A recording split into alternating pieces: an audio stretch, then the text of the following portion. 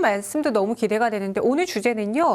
주식 투자의 3대 원칙이에요. 저희가 지난 시간에 뭐 어떻게 하면 저축을 하는 게 좋을지 어떤 경우 투자를 하는 게 좋을지 설명해 드려서 그 연장선상이라고 보시면 될 것 같은데 사실 주식 투자 관심은 있지만 제 주변에서 수익 났다? 돈 많이 벌었다라는 이야기 많이 못 들었거든요. 좀 그만큼 어려워하는 부분이 아닐까요? 네, 네. 아마도 많은 분들이 어려워하시는 것 같아요. 실제로 어렵기도 하고요. 네. 주식 투자의 3대 원칙을 말씀드리기 전에 제가 투자 시계라는 것을 먼저 소개를 해드리려고 합니다. 투자 시계요?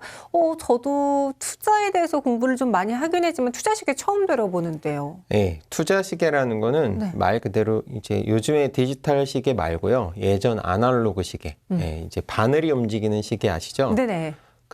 그런 아날로그 시계를 보면 시계 바늘이 시계 방향으로 이렇게 계속 반복해서 회전하잖아요. 네. 그런 것처럼 여러 가지 자산들의 어떤 수익률, 가장 높은 수익률을 나타내는 자산도 순서대로 이렇게 반복되는 현상이 나타나더라라는 것을 요약 정리해 놓은 게 말 그대로 이제 투자 시계라고 하는 것입니다. 이 네 개의 사분면으로 나눠져 있잖아요. 그래서 네. 가로축을 보시면 이제 물가 상승률을 표현하고 있어요. 중간이 0이고 우측은 플러스, 물가가 올라가는 거, 인플레이션이 나타나는 경우, 좌측은 물가가 전년도라든지 뭐 전분기라든지 전기 대비 떨어지는 경우, 그래서 디플레이션이 발생하는, 물가가 떨어지는, 하락하는 현상이 나타나는 걸 표현하고 있고요. 네. 세로축은 이제 전기 대비 경제 성장률이 이제 중간이 제로고 위쪽 부분은 플러스, 밑쪽 부분은 마이너스.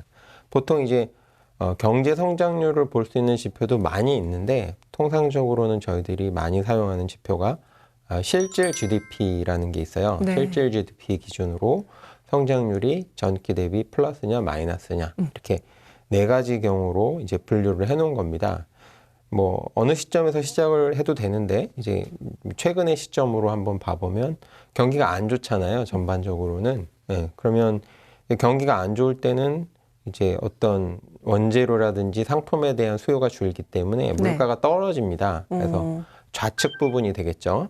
가로축에서 좌측 부분이 될 거고 그 다음에 경제 성장률도 안 좋잖아요. 요즘에. 그러면 경제 성장률도 마이너스니까 이제 아래쪽이 되겠죠. 그럼 네. 현재는 그 좌측의 아래 정도가 이 현재의 상황이다라고 보여지면 이제 지금 같은 상황이 될 거예요.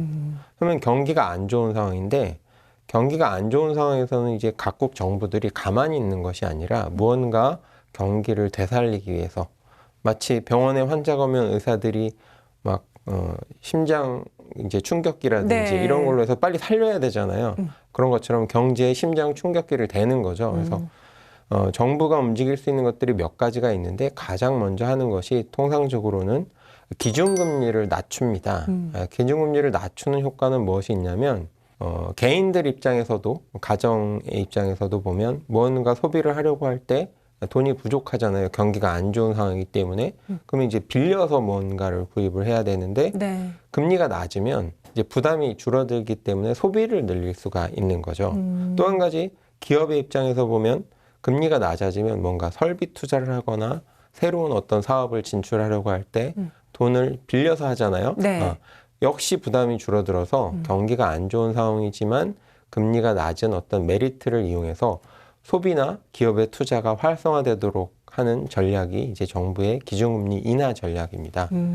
근데 이제 기준금리를 인하하게 되면 네. 금융상품에는 어떤 효과가 발생하냐면 채권의 가격이 올라가요.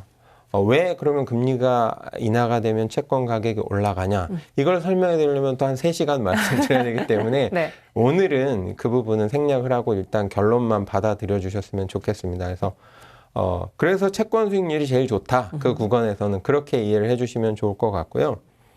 당연히 정부가 금리를 낮춰서 소비와 투자가 활성화되면 이제 경제 성장률이 지금 마이너스로 있지만 좀 나아지겠죠. 네. 그래서 위로 올라갈 겁니다.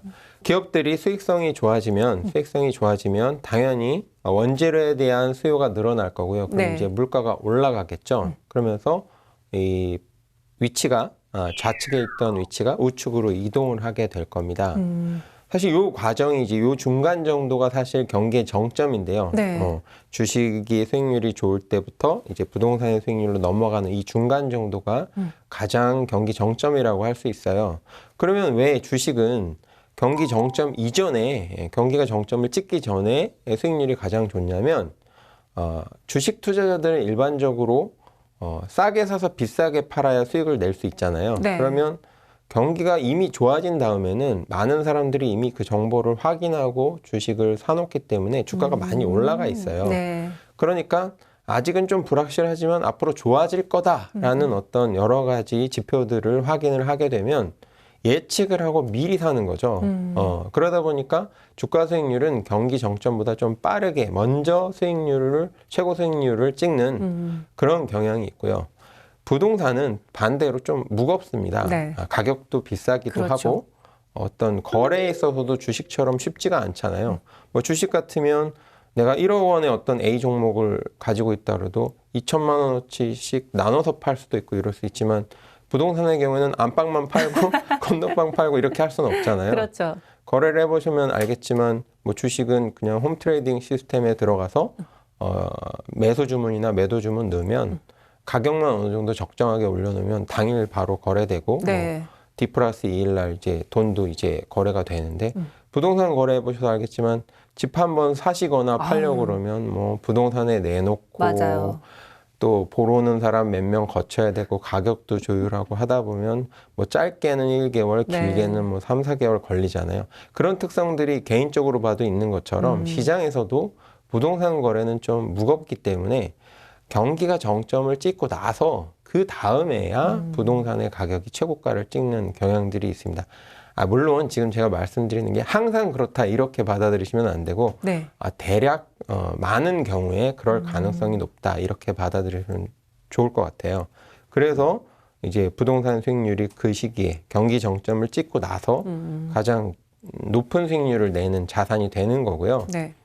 즉 경기가 과열 상태겠죠. 후행 지표라고 했으니까 부동산이 가장 가격이 좋은 상태다라는 얘기는 이제 어떻게 보면 경기 정점을 찍고 꺾어지기 시작했다라고 보시는 게 맞는 거예요. 그렇기 때문에 당연히 이제 기업들의 입장에서는 생산이 줄어들고 판매가 줄어드니까 원재료에 대한 수요가 이제 경제 성장률이 떨어지겠죠. 네.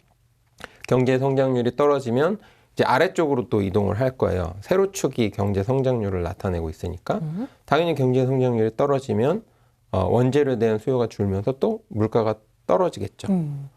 다시 제재를 돌아왔잖아요. 네. 그래서 똑같은 로직이 계속 반복된다. 이런 어떤 논리를 편 것, 그것을 한 장으로 요약한 것이 투자 시계다.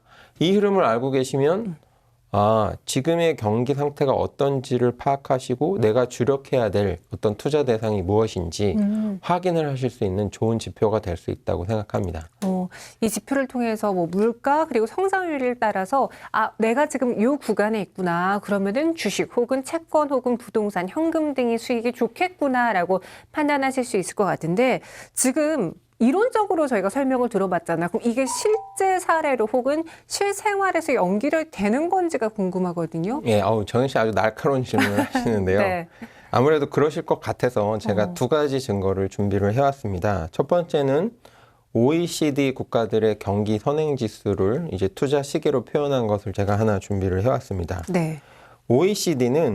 OECD에 가입되어 있는 회원국들 간에 서로 정책 조정이나 협력을 해서 세계 경제를 좀 좋게 만들어 보자, 공동 노력을 하자, 뭐 그런 취지로 설립된 기관입니다. 네. 근데 초기 회원국들이 이제 선진국 위주로 가입을 해서 그렇게 구성이 되어 있고 우리나라도 96년 12월에 29번째 회원국으로 가입을 했습니다. 그래서 이 OECD 국가들의 어떤 경기 지표는 사실 200개가 넘는 전 세계에 대표성을 지닌다라고 네. 생각을 하시면 돼요. 그래서 OECD 지표가 전 세계 경제를 대표한다 이렇게 이해를 하시면 되는데 이 투자 시계를 표현한 겁니다. OECD 국가들만의 데이터를 가지고 경기 선행 지수를 표현한 건데 네. 2014년 1월부터 2018년 8월까지 매월 점 하나씩 이 표현을 해서 그 점들을 연결해서 표현을 한 거예요. 보시면 완전히 원을 그리고 있지는 않지만 네. 제가 말씀드렸던 것처럼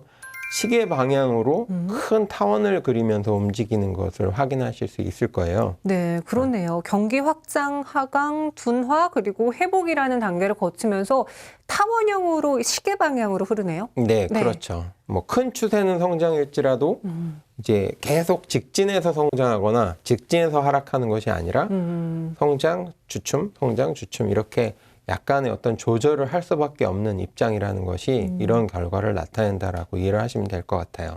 이렇게 사이클을 보니까 우리가 실제 역사책에서 보다 보면요, 흥망성쇠를 보게 되는데, 이 경제에서도 흥망성쇠가 반복된다라는 걸로 들립니다. 오늘 한 가지 또 제가 배워가네요. 예. 사실 네. 경제학이 원래 뿌리가 정치 경제학. 예전에는 고전 학문 시절에는 그렇게 이름이 지어졌지 경제학만 따로 떼지 않았어요. 그래서 모든 사회적인 정치 경제적인 현상과 맞물려 있다라고 이해를 하시면 될 것 같습니다. 네. 다음은 이제 두 번째 증거인데요. 우리나라 자료가 아니라 미국 것이긴 하지만 세계 경제 대국이고 미국이 그리고 당연히 미국 경제의 영향력이 글로벌하게 미친다는 점을 고려했을 때 그리고 한국의 어떤 경제 패턴이 미국을 많이 이제 따라한다, 동조화되는 경향들이 있다라고 봤을 때는 인정 참고 자료로 충분히 쓸만한 자료라고 생각합니다. 네. 자료 보시면 이제 가로축이 회복기, 확장기, 후퇴기, 수축기 그래서 이제 경제 사이클을 표현하고 있고요. 세로축이 자산별로 이제 채권, 주식, 실물자산, 현금 그래서 각 시기마다 어떤 자산의 수익률이 가장 좋은가를 표현해주는 표인데 네. 보시면 채권 수익률이 제일 좋았잖아요. 처음에 회복기에 확장기에는 주식, 후퇴기에는 실물자산, 수축기에는 현금 이런 식으로 아까 설명해드렸던 투자 시기의 어떤 수익률이 좋은 자산의 순서와 동일하다는 것을 확인하실 수가 있을 거예요. 네. 투자 시계에서 설명해 주신 것처럼 수익률이 가장 좋은 자산의 순서가 채권, 주식, 실물 자산, 현금 순으로 바뀌는데 근데 전문가님 여기서는 실물 자산이라고 쓰여 있지 부동산이 없거든요. 네, 이제 그 차이점을 좀 설명해 드리면 우리나라는 이제 미국하고는 달리 국토 면적이 좀 좁은 편이잖아요. 그리고 네. 그 좁은 면적 중에서 또 남한만 또 반이 이제 대한민국의 국토이고요. 그 중에서도 또 70%가 산지예요. 네. 그러다 보니까 네. 사실 경제적으로 유용한 토지 공급량이 부족한 편입니다. 더군다나 수도권은 면적상으로는 이제 전국의 한 11.8% 정도인데 거주 인구 비율은 50%에 육박을 해요. 네. 그러다 보니까 당연히 실물 자산 중에 부동산이 가장 큰 관심을 가질 수밖에 없고요. 한편 또 가지고 있는 지하 자원 매장량은 거의 없습니다. 그나마 있는 부존 자원 약간량은 또 북한 쪽에 있다 그래요. 그러다 보니 이제 한국은 실물 자산이라고 표현을 하더라도 사실 부동산이 거의 실물 자산의 대표라고 보여지는 거죠. 하지만 미국은 국토 면적도 넓고요. 네. 매장되어 있는 지하 자원의 양도 많습니다. 그래서 실물 자산 전체로 봤을 때 한국에 비해서는 상대적으로 부동산 비중이 그렇게 높지 않아요. 그리고 실물 자산 전체를 봐야지 부동산만 보게 되면 뭔가 빠지는 부분이 많다는 거죠. 그래서 실물 자산 전체를 기준으로 데이터를 추산을 하는 겁니다. 그래서 우리나라로 만약에 적용을 한다면 네. 실물 자산이라고 써 있는 미국의 데이터를 부동산으로 보셔도 크게 무방하실 것 같습니다. 네. 이런 이유가 있었습니다. 참 알면 알수록 공부할 게 더 많구나라는 걸 느끼게 되는데요. 오늘은 투자 시계에 대해서 알아봤습니다.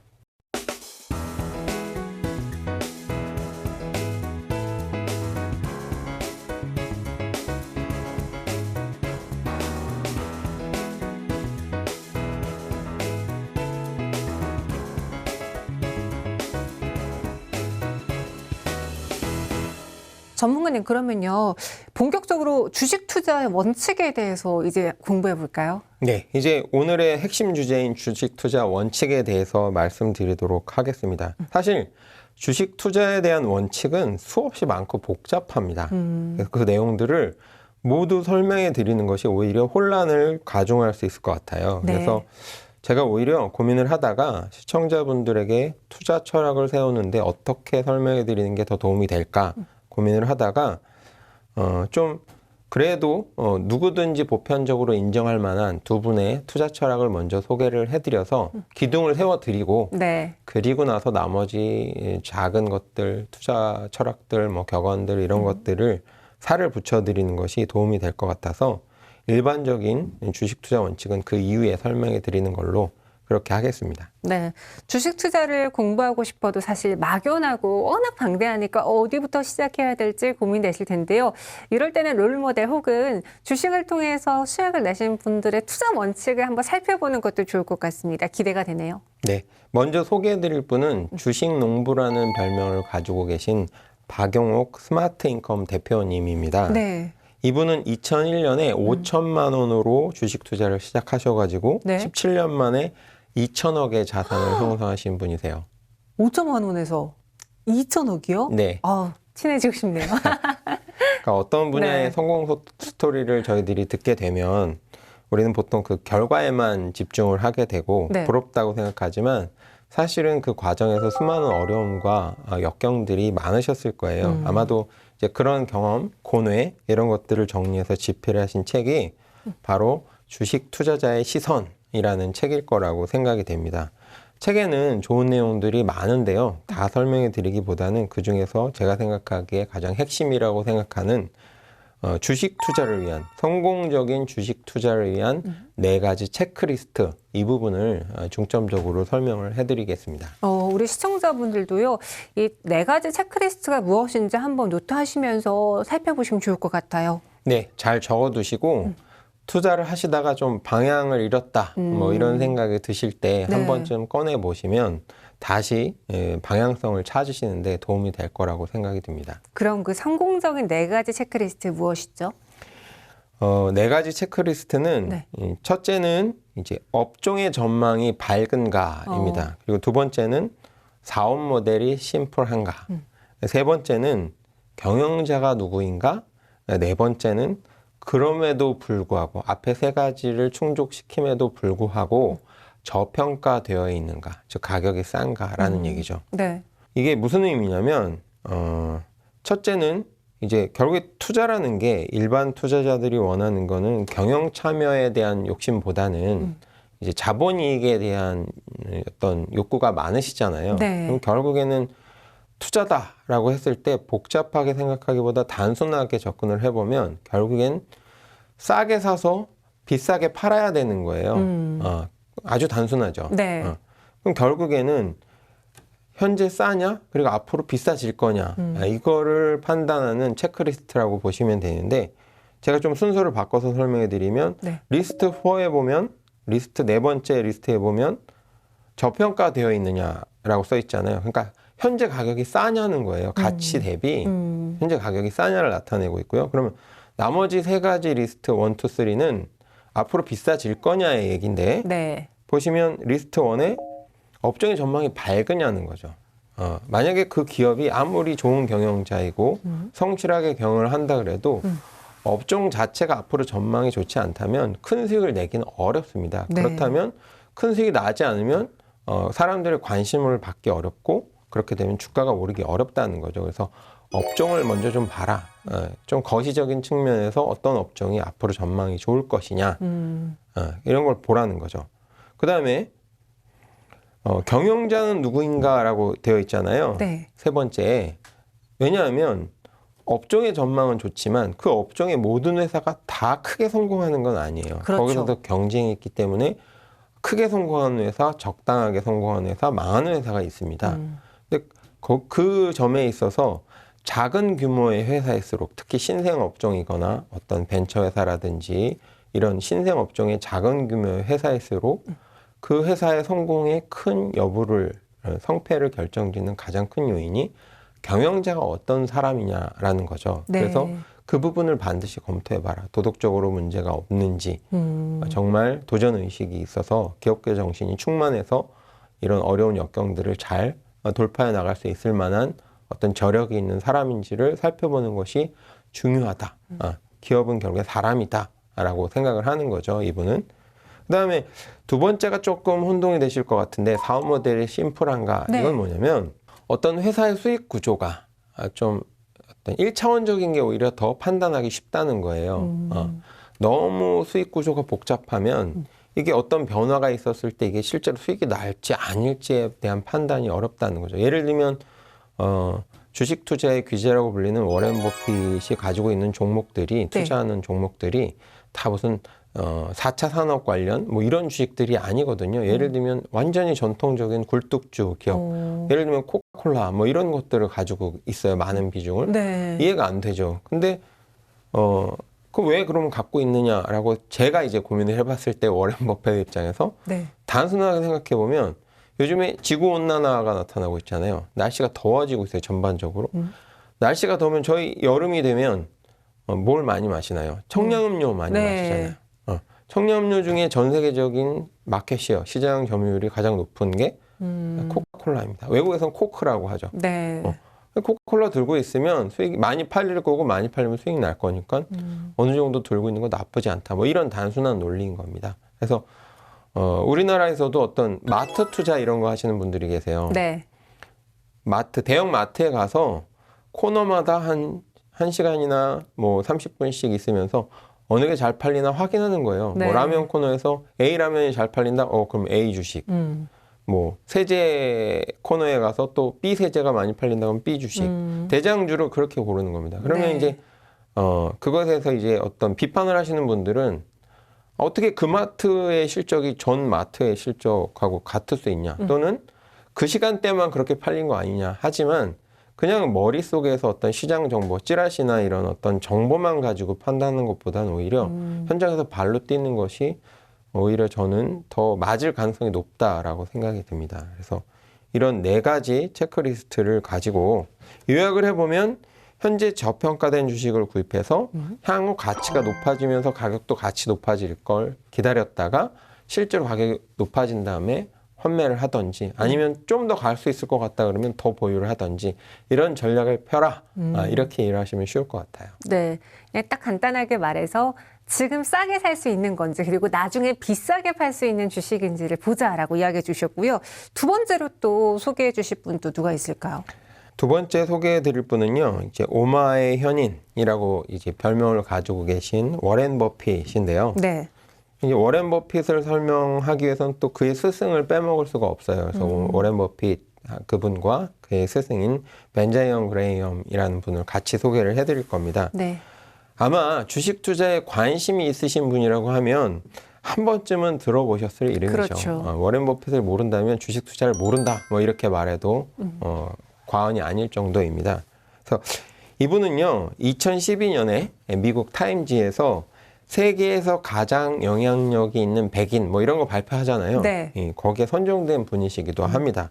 그리고 또 유명한 게 버핏과의 점심 식사. 뭐 이것도 아마 한 맞아요. 번쯤 들어보셨을 거예요. 그래서 매년 한 번씩 버핏과의 점심 식사를 경매 시장에 붙입니다. 그래서 자기하고 한두 시간 정도 이제 점심 식사를 하는 것에 대해서 경매를 붙이는 거죠. 네. 그래서 이제 최고 낙찰가를 제시하는 사람하고 점심 식사를 하면서 그분이 물어보는 질문에 대해서 답변을 주는 거죠. 그러니까 그 경매가를 비싸게 내는 분은 그 점심 식사를 통해서 얻는 어떤 정보, 그 통찰력, 네. 해안, 워렌 버핏의 그 해안을 그 가격 이상으로 평가를 한다는 거예요. 더군다나 이 경매 대금을 매년 자선단체에 기부를 하고 있어요. 그래서 참 본받을 점도 많은 것 같아요. 지난 시간에 말씀드렸던 부자들의 7가지 습관에 용전의 습관이 기부가 있었잖아요. 네네. 그래서 역시 동서양이 다 통한다는 생각이 듭니다. 그 점심시간에 대한 대가를 54억이라고 본 분도 대단하지만 그거를 또 정말 기부했다니 본받아야 되겠네요. 네. 예. 그래서 이런 버핏이 이야기하는 투자 관련 이야기들은 그의 영향력만큼이나 사실 무수히 많습니다. 하지만 그 모든 것의 기초는 이 워렌 버핏의 투자 스승이었던 가치 투자의 대부로 불리는 벤자민 그레이엄이라는 사람의 어떤 투자 원칙이 결국엔 뿌리라고 할 수 있겠죠. 그래서 제가 오늘 시간에는 오히려 기둥을 세워드리는 어떤 시간이기 때문에 네. 워렌 버핏의 다양한 투자 전략보다는 오히려 그의 스승이었던 벤저민 그레이엄의 투자 원칙들을 소개해드리는 걸로 기둥을 세워드릴까 합니다. 버핏 같은 거물을 키웠다면은 이 스승도 참 배울 점이 많아 보이는데요. 당연하겠죠. 네. 그래서 벤저민 그레이엄의 투자 원칙은 크게 두 가지인데요. 아주 단순합니다. 의외로. 물론 벤저민 그레이엄의 투자 원칙도 되게 많아요. 네. 근데 제가 생각하기에 이제 핵심이라고 생각하는 것을 말씀드리는 건데요. 1원칙은 절대로 돈을 잃지 말라 이거고요. 네. 2원칙은 첫 번째 원칙을 절대로 잊지 말아라 하면서 강조를 하고 있습니다. 그러니까 이 말의 의미는 돈을 버는 것도 관심을 가져야 되겠지만 거기에만 관심을 가질 것이 아니라 오히려 돈을 벌기 위해서는 돈을 잃지 않으려는 노력이 오히려 더 중요할 수 있다라고 역설적으로 표현하는 거라고 이해를 하시면 되겠어요. 그러니까 되게 간단해 보이긴 하는데 사실 투자를 하면서 돈을 안 잃을 수가 있을까요? 그렇죠. 네. 주식 투자를 하면서 나는 한 번도 뭐 1%도 손해를 보지 않겠다? 이런 어떤 마인드라면 사실 투자를 할 수 없겠죠. 그리고 그런 분들은 투자를 하시면 안 됩니다. 여기서 말하는 손해를 보지 말아라, 돈을 잃지 말아라 그런 의미는 뭐 벤저민 그레이엄이 투자를 하면서 손실을 볼 수도 있다는 사실을 몰랐을 리가 없을 거 아니에요. 네. 그래서 그런 의미로 받아들이시면 좀 오해이신 것 같고 여기서 말하는 본질적인 의미는 회복이 어려울 정도로 정말 치명적인 크리티컬한 어떤 손해를 피해라. 위험 관리를 잘 해야만 한다. 네. 그런 위험은 반드시 피해야 한다. 이런 의미로 받아들이는 것이 오히려 그 의미의 본질적인 의미를 잘 이해하는 거라고 생각이 되어집니다. 그러니까 투자에 있어서 위험 관리가 제일 중요하다라고 생각하면 될 것 같은데 그럼 이 그레이엄은 투자 원칙 두 가지를 모두 다 이 부분에 포커스를 맞출 정도로 여기를 강조한 거거든요. 왜 이렇게까지 이 투자 원칙, 특히나 위험 관리가 중요하다라는 데 집중을 했을까요? 예, 여러 가지 의견이 있을 수 있겠지만 제가 고민한 바로는 보통 투자 원칙에 왜 그렇게 썼는지가 잘 안 써 있어요. 책들에 보면서 제가 고민을 해봤는데 네. 아마도 이제 제가 생각하는 게는 다음 이유 때문이라고 예측을 하는데 투자 원칙 중에 이제 마이너스 50 플러스 100 법칙이라는 게 있어요.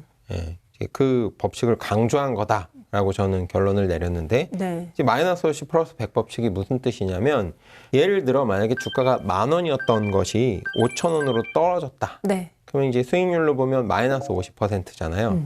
근데 5,000원으로 떨어졌던 것이 다시 원금인 10,000원으로 회복이 되었다. 그러면 5,000원에서 만 원이 되려면 순수익률이 몇 %가 돼야 되죠? 2배 올라야죠. 그렇죠. 순수익률이 100%가 돼야 되겠죠. 네. 원금 100에 수익률 100 합쳐서 200%, 순수익 100%.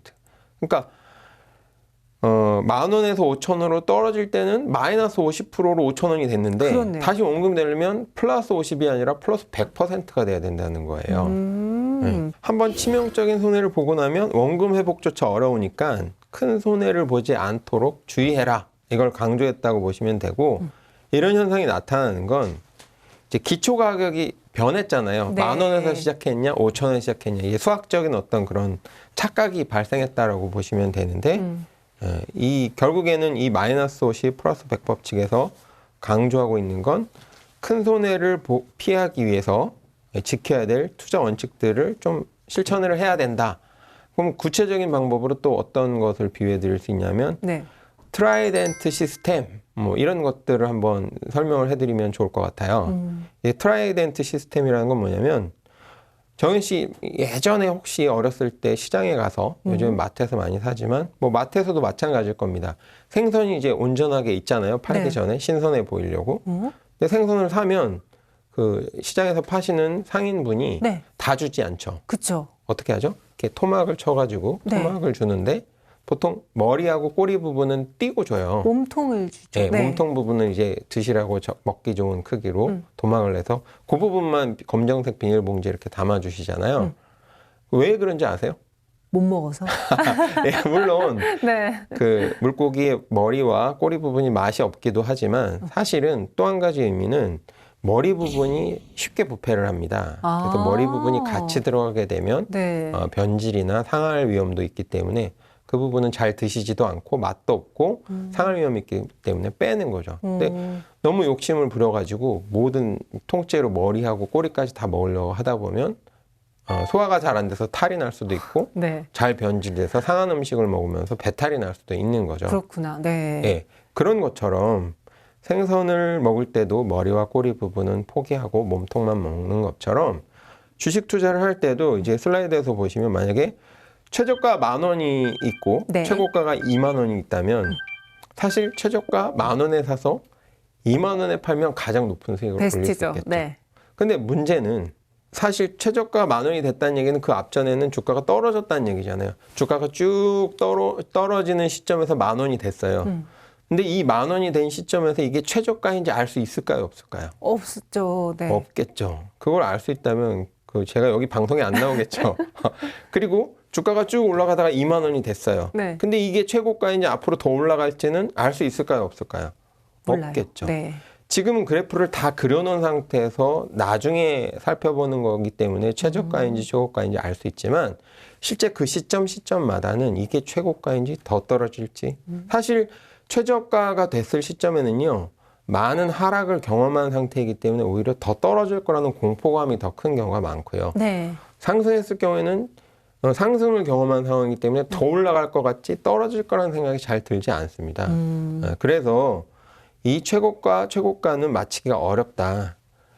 그렇다면 어떻게 투자를 해야 되냐 했을 때 10,000원을 찍었을 때가 아니라 10,000원을 찍고 이제 회복이 되기 시작해서 12,500원 정도가 됐을 때 네.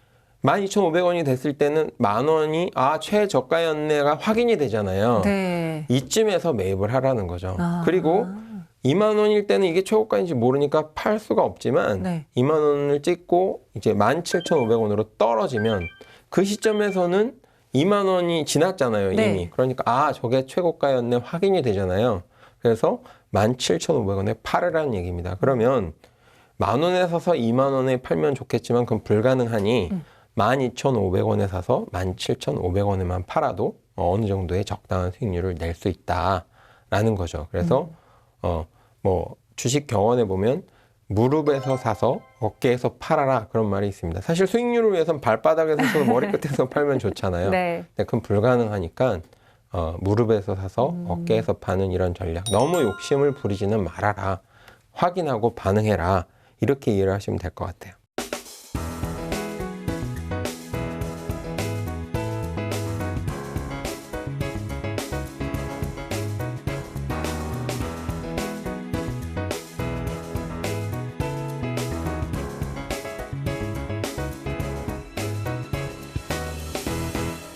오늘의 하이라이트 주제인 주식 투자의 3대 원칙을 이제 정리해 볼까요? 예. 그 운전면허 시험 합격했다고 바로 운전 능숙하게 못하는 것처럼 네. 주식 투자의 어떤 기둥 원칙을 제가 설명해 드려서 공부했다고 하셔서 바로 투자를 능숙하게 하실 수는 없습니다. 하지만 이제 기본적인 투자 원칙과 그 의미를 이해하고 투자를 시작하는 것은 위험 관리에 매우 중요하니까 지금부터 이제 잘 집중을 해 주시기 바랍니다. 그 주식 투자 관련 책을 공부해 보면 네. 어떤 책이나 다루고 있는 내용입니다. 그런데 주식 투자를 이미 하고 계신 분들조차도 이 3대 원칙을 사실 모르고 계시거나 알고 있더라도 그냥 지식적으로만 알고 있지 자신의 어떤 투자 철학이나 투자 기법에 적용하지 않고 계신 분들이 많습니다. 네. 사실은 그런 상태로 투자를 하시는 건 무면허 또는 장롱면허 상태로 운전을 하는 것과 같다라고 저는 생각을 합니다. 사고 위험이 높아지는 거죠. 그러니까 무면허 운전이나 장롱 면허 운전이 위험한 것처럼 주식 투자 원칙을 모르고 투자를 시작한다거나 혹은 알지만 실제 투자에 그를 적용하지 않는다면은 이 역시도 무면허처럼 정말 위험할 수 있다는 거네요. 그렇죠. 네. 그렇기 때문에 주식 투자의 3대 원칙이 무엇이다. 이 정도로 알고 넘어가시면 되는 게 아니고요. 이 원칙들이 왜 중요한지 그리고 본질적인 의미가 뭔지 그것들을 충분히 생각해 보실 필요가 있습니다. 주식 투자의 3대 원칙은 첫째, 종목 분산 투자, 둘째, 시간 분산 투자, 세 번째는 장기 투자입니다. 간략하게 설명해 드리면 네. 종목 분산 투자는 내가 생각하기에 유력하다, 앞으로 수익이 많이 날 것 같다는 주식이 아무리 한 가지가 보이더라도 한 가지 종목에 전 투자 금액을 올인하지 말아라는 얘기예요. 업종별로도 좀 분산을 시키고 국가별로도 좀 분산을 시키고 네. 어떤 이런 분산 투자 전략, 종목을 좀 나눠서 분산을 해서 투자하라 그런 의미고요. 시간 분산 투자는 말 그대로 시간적으로 분산하라는 거죠. 내가 투자할 수 있는 자금 여력이 어떤 1,000만 원인데 네. 1,000만 원을 1월 1일 날 다 투자하지 말고 1월 1일에 1,000만 원에 12분의 1, 2월 1일에 12분의 1 이렇게 좀 분산을 해서 투자해라 그런 의미고요. 장기 투자는 뭐 하루 오전에 사서 오후에 팔거나 월요일에 사서 금요일에 파는 이런 어떤 단타를 주로 하시는 분들이 계신데 네. 그러야 할 때도 있겠죠. 물론 투자를 하다 보면 그렇지만 항상 그렇게 하는 건 좀 위험하다. 좀 장기적으로 봐서 내가 여유 있는 자금을 가지고 3년 내지 5년, 길게는 10년 이렇게 내다보면서 장기 투자를 해라라는 그런 의미로 보시면 되겠습니다. 그러면 왜 이런 세 가지 원칙을 3대 원칙이라고 하는지 이제 하나하나 좀 조목조목 설명을 해드릴 건데요. 네. 첫 번째 원칙이 종목 분산이었잖아요. 종목을 나눠서 해라. 왜 그러냐면 좀 예를 통해서 제가 이해를 도와드릴게요. 만약에 이제 슬라이드처럼 A 종목에 10만 원을 다 투자했어요. 내가 투자할 수 있는 돈이 10만 원인데 네. A 종목에 다 투자를 했다고 가정을 해볼게요. 근데 1월에 투자를 했는데 그 당시에 주가가 10,000원이었습니다. 그러면 10만 원이니까 10주를 살 수 있었겠네요. 네. 근데 1년이 지나고 나서 주가를 봤더니 5,000원으로 떨어진 거예요. 그러면 내가 가지고 있는 보유 주식수는 그대로 10주겠죠? 그러면 실제 투자했던 돈은 10만 원이지만 12월의 평가 금액은 주당 5,000원으로 가격이 하락했기 때문에 5만 원으로 평가가 될 겁니다. 그러면 네. 5만 원 빼기 원래 투자 금액이었던 10만 원 하면 마이너스 5만 원. 그러니까 마이너스 50% 수익률을 기록을 하게 되겠죠. 네. 그런데 A 종목뿐만 아니라 B 종목을 같이 투자를 했을 경우 반반씩. 그래서 1월 달에 주가가 10,000원이었던 A 종목을 5주, 주가가 5,000원이었던 B 종목을 10주를 샀다고 해볼게요. 똑같이 네. 10만 원을 투자한 거죠. 네. 그런데 A 종목은 똑같이 5,000원으로 떨어졌지만 운이 좋게도 B 종목이 10,000원으로 주가가 올랐다고 해보면 계산을 해보면 12월 말 평가 금액은 12만 5천 원이 됩니다. 네. 그럼 투자 금액 10만 원이었잖아요. 그러면 2만 5천 원 수익이 났네요. 그러면 원금 대비 25%의 수익을 달성할 수 있는 거죠.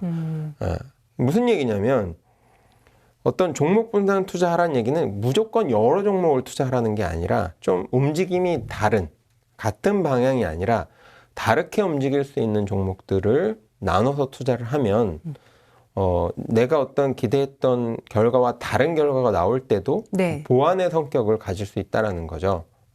그래서 특히 초보자일수록 어떤 시장을 읽는 능력이 떨어질수록 사실은 전문가들도 자신의 의견을 확신하지는 않습니다. 그래서 이런 종목 분산 투자를 실천하거든요. 그래서 초보자일수록 오히려 과감하게 한 종목에 올인하시는 경우가 많은데 그렇게 하지 마시고 종목을 나눠서 투자를 하셔라. 이렇게 이해하시면 될 것 같아요. 네.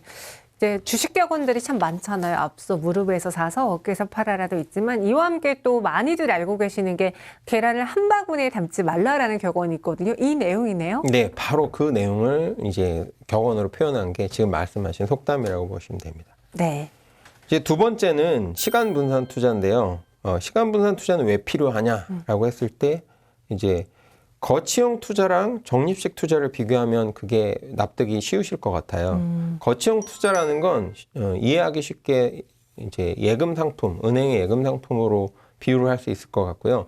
적립식 투자라는 건 적금으로 생각하시면 될 것 같아요. 근데 그게 어떤 이자를 받는 상품이 아니라 투자형 펀드나 주식에 이제 매수를 한다. 대상만 다르다. 방법은 비슷하다. 이렇게 이해하시면 될 것 같은데 네. 예를 들어 거치형 투자 50만 원이라는 투자 자금이 있는데 1월 달에 전액을 다 샀다. A 종목을 다 샀는데 그 당시에 주가는 10,000원이었다고 하면 50주를 살 수 있겠죠. 네. 근데 2월이 됐더니 5,000원으로 가격이 떨어졌다가 3월에는 2,000원까지 갔다가 네. 4월에 5,000원, 5월에 다시 10,000원이 됐다고 해보면 5월의 평가 금액은 그대로겠죠. 네. 떨어졌다 제자리로 돌아온 거니까 이렇게 U자 곡선을 그린 케이스니까 그래서 수익률은 0%입니다. 실제로는 수수료가 좀 나가서 마이너스가 약간 났을 거예요. 근데 네. 이제 여기서 말하는 건 그 수수료 부분을 제외하고 이제 이해를 하려고 하는 거니까요. 그런데 동일한 장에서 주가 움직임에서 1월에 50만 원을 다 투자하지 않고 매월마다 각 월마다 1월부터 5월까지 10만 원씩 투자를 했다라고 가정을 해보면 네. 1월에는 주가가 10,000원이었으니까 10주를 살 수 있었겠네요. 네. 2월에는 5,000원으로 떨어졌으니까 20주를 살 수 있었겠고요. 3월에는 2,000원으로 떨어졌으니까 50주를 살 수 있겠죠. 네. 4월에는 20주, 5월에는 10주. 그래서 총 110주를 사게 됩니다. 동일한 50만 원을 가지고요. 네. 그리고 평균 매입 단가 평균으로 계산을 해보면 한 4,500원 정도 한 주당 4,500원에 산 게 돼요. 그러면 결국에 5월의 평가 금액이 어떻게 되냐면 평가 금액에서 투자 원금 50만 원을 빼면 수익 금액이 나올 거 아니에요. 네. 그 금액을 계산해 보면 60만 5천 원이 돼서 수익률이 121%가 됩니다. 아까 똑같은 장에서 거치형 투자를 했을 때는 0%였는데 네. 똑같은 장임에도 불구하고 시간 분산 투자를 한 것만으로도 수익을 낼 수 있다는 거죠. 그래서 이 어떤 분산 투자의 개념은 지금은 이제 분산 투자가 좀 좋은 결과가 나오는 수익이 많이 나는 경우를 예를 들었지만 손실이 날 수도 있습니다. 적립식 투자도. 하지만 적어도 거치형 투자에 비해서는 손실을 줄일 수 있다. 위험을 좀 분산시킬 수 있다라는 개념으로 이해를 하시면 될 것 같아요.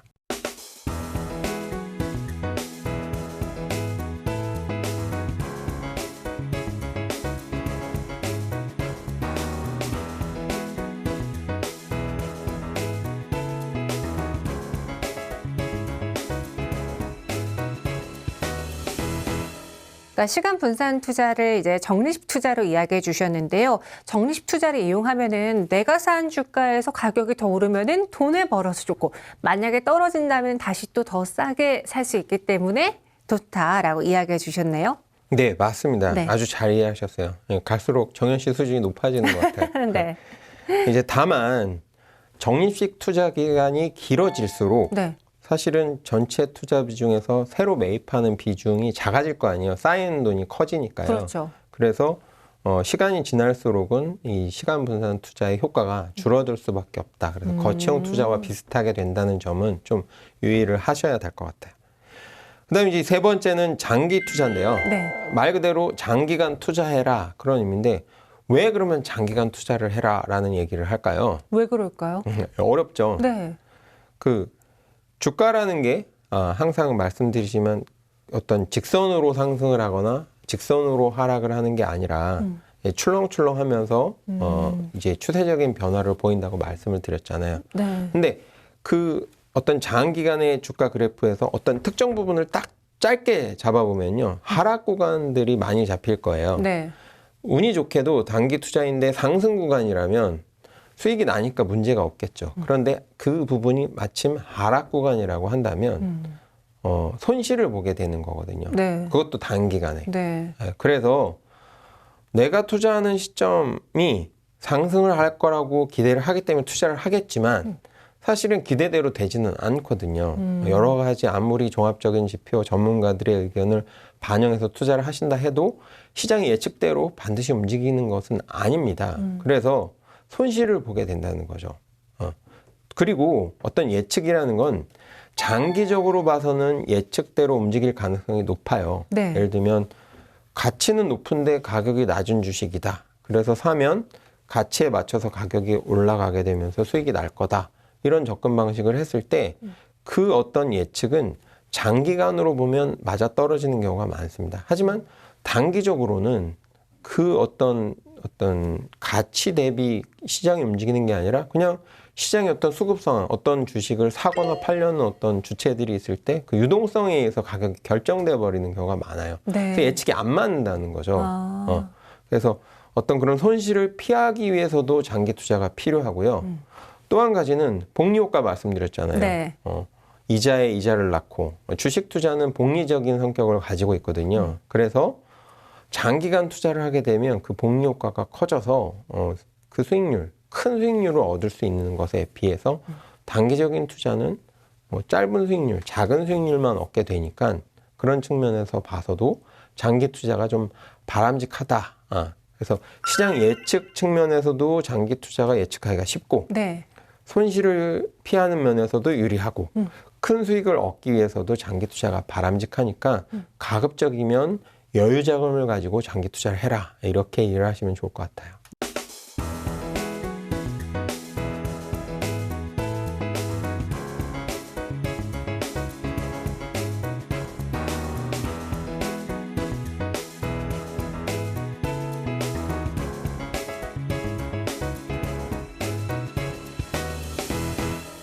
네, 이렇게 주식 투자를 할 때 있어서 장기 투자를 해보자. 복리 효과도 가져갈 수 있고요. 그리고 이 주식의 변동성에 일일비하기보다는 좀 길게 시선을 가져가면서 그 안에서 수익을 챙겨보는 것도 하나의 투자 원칙이다라고 이야기해 주셨습니다. 네, 박종진 전문가와 함께 주식 투자를 할 수 있는 투자 원칙, 그 방법에 대해서 전해드렸고요. 저희는 여기서 인사드리도록 할게요. 다음 주 이 시간 더욱더 알찬 정보로 찾아오겠습니다. 고맙습니다.